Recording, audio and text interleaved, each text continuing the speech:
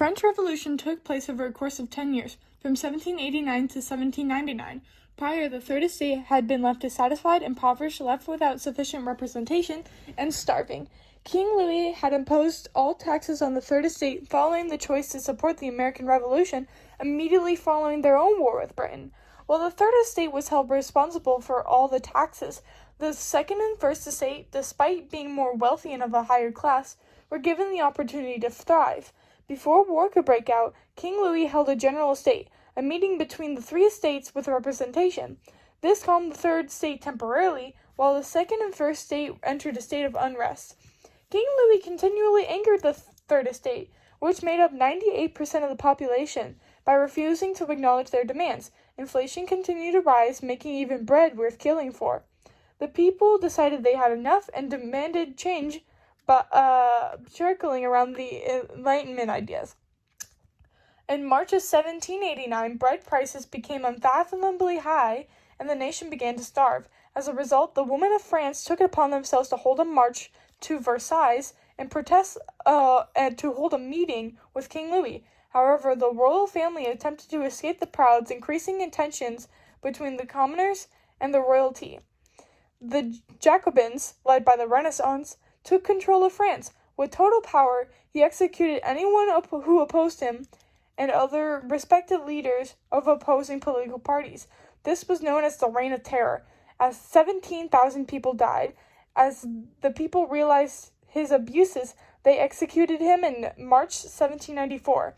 In 1799, Napoleon takes absolute power of France, and the revolution is put to an end.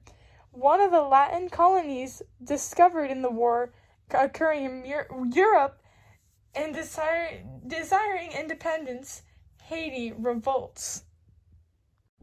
It all started when there was a severe social instability on the island. The slaves detested being slaves. The people of color, who were free and wealthy, were still being discriminated against legally. The whites, who were poor, were jealous of the wealthy and the privileged people of color, and the wealthy whites were dissatisfied with French trade laws and opposed the government's attempts to make the working and living conditions for the slaves better.